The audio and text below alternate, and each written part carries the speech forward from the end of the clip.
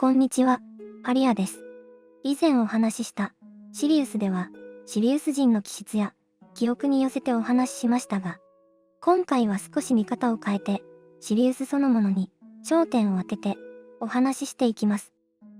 シリウスは癒しの星として語られることが多いです。ただ、ここでお話ししたいのは、雰囲気より意識の扱い方です。水を通して情報を整える、感情の揺れを鎮める、魂の核を残していく。そういう層として語られてきたシリウスをここから順に説明していきます。シリウスという名前が出てくるとき、よく出てくるのが静けさというイメージです。ただ、その静けさは気分や空気感だけで生まれるものというより、文明が何を優先して維持しているかで決まっていきます。シリウスが霊性の高い層として語られるのも、性格が優れているという話より、意識の扱い方が仕組みとして整っているという捉え方に近づいていきます。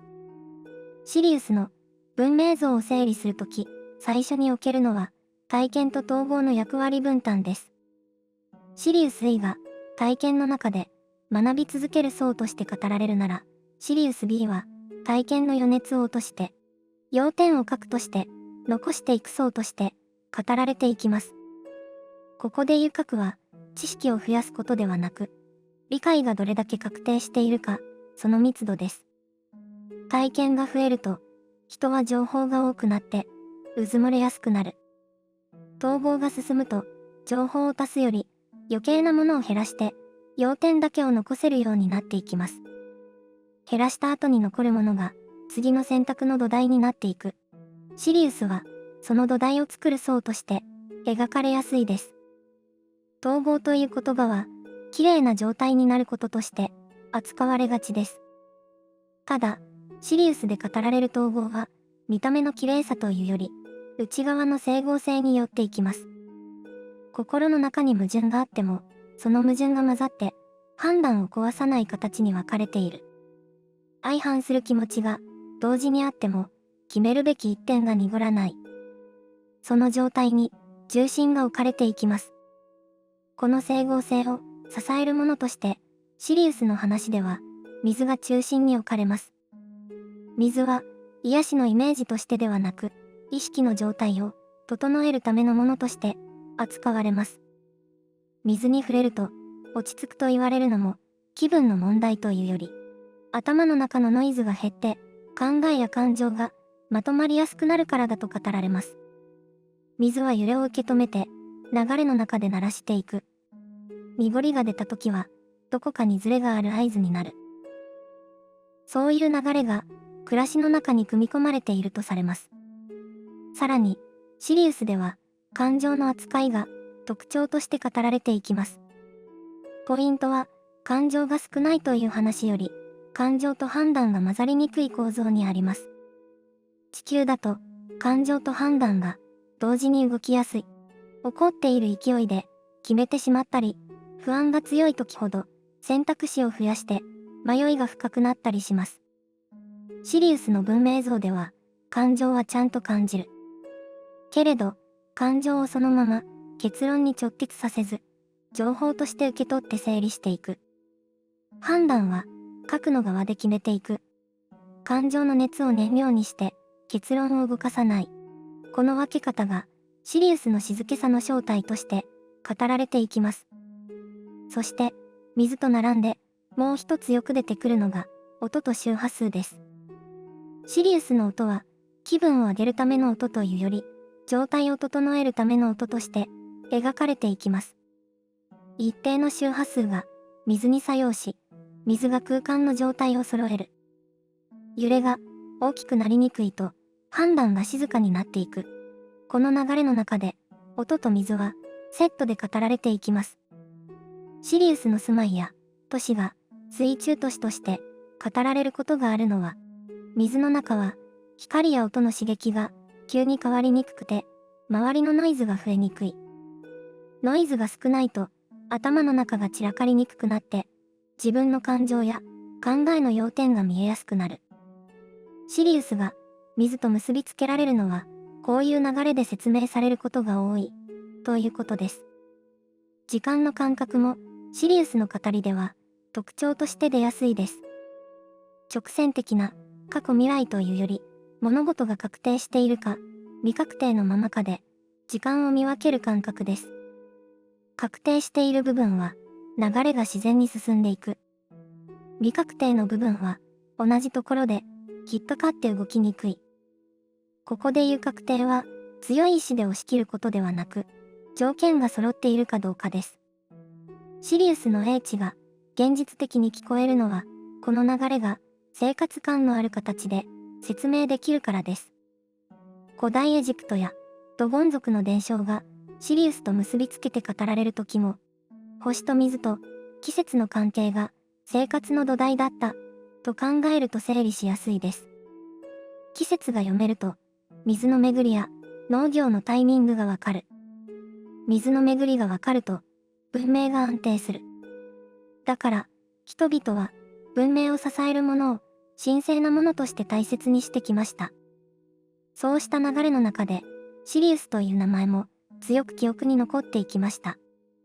そう捉えると、シリウスが水や保存、統合と結びつけられて語られるのも、イメージとしてつながって見えてきます。ここまでをまとめてみると、シリウスは、ただ癒される星というより、意識の混戦を減らして、頭の中に要点を残し、判断の芯を育てる層として語られてきました。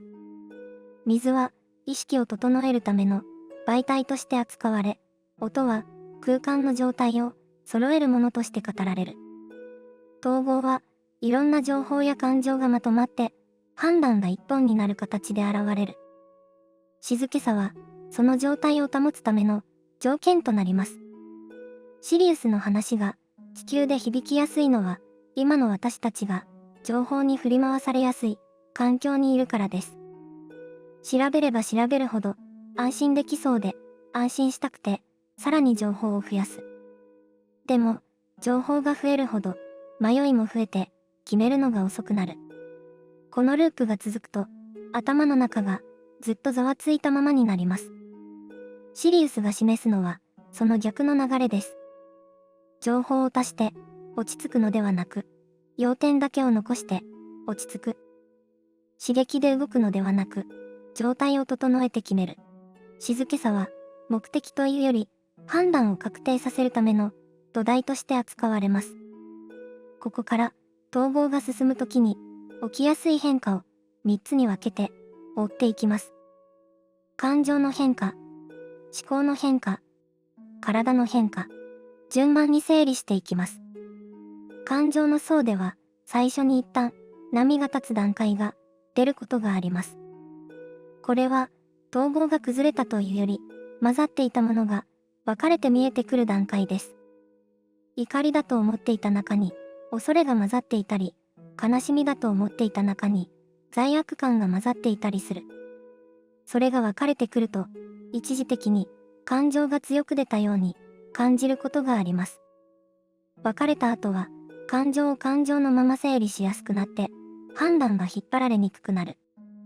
その結果として静けさに近づいていきます。思考の層では言葉が短くなる現象が出ます。短くなるのは淡白になるというよりまだ決まっていない部分が減るからです。シリウスの英知はこの短さの質感によります。体の層では水と音が入り口になります。ここで言う入り口は特別な儀式の入り口というより状態を整える入り口です。水に触れると感覚が一定になって頭の中のノイズが減りやすい。ノイズが減ると自分の中の情報が見えやすくなる。水はこの循環を早めるものとして語られます。音も同じです。言葉が乗らない一定音は情報を増やさずに内側のざわつきを鎮めます。音が一定になると思考も一定になりやすい。その結果として要点が出てくる。シリウスの音は盛り上げる音というより要点が出る条件を作る音として語られます。そしてここが現実で一番大事な部分です。シリウス的な整理は順番を間違えると冷たく聞こえます。要点を先に言うと、気持ちが置き去りになったように受け取られることがある。だから、順番が必要です。まず、相手の感情を受け取る。次に、要点を置く。この順番が整うと、整理は切り捨てに見えにくくなります。順番が崩れると、内容が正しくても摩擦が出やすい。シリウスが工事の文明として語られるとき、そこに含まれているのは、正しさを推す力というより、順番の制度です。地球でシリウス由来と語られる人が、静かな存在感に見えることがあるのも、この感覚につながります。大声で場を動かすより、場のノイズを減らす方向に働く。同調しすぎないから、共感が安定する。安定した共感は、相手の感情も落ち着かせる。結果として、静かな癒しのように見える正体は、混戦が減っている状態です。また、統合が進むと、境界がはっきりします。境界がはっきりすると、距離を取る決断が早くなることがあります。これは冷たさというより、混戦を増やさないための選択です。だから、最初に整える。整えるために距離を取る。整った後に必要なら近づく。この往復が、シリウスの関係性の透明さとして語られます。シリウスの英知を日常に置くなら、派手なことより、条件作りが中心になります。水に触れる。体を冷やさない。音を一定にする。短い言葉で要点を書く。短い言葉は、そのまま書くです。書くが見えたら、次の一手を小さく決める。小さく決めると確定が進む。この循環として、回せると、シリウスは、遠い星の話ではなく、現実の手触りとして扱えるようになります。シリウスで語られる統合は感情を消すことではなく、感情に揺れながらも判断の芯を静かに保てる状態として現れます。水や音はその芯を取り戻しやすくするために意識の状態を整えるものとして語られてきました。その静けさがシリウスの記憶に通っている感覚だと整理できます。次回はシリウスの中心にある水の知恵をもう少し具体的に追っていきます。水が感情や情報にどう作用するのか、そしてその考え方を日常の中でどう扱えるのかを順に語っていきたいと思います。最後まで見てくれてありがとうございました。また次の動画でお会いしましょう。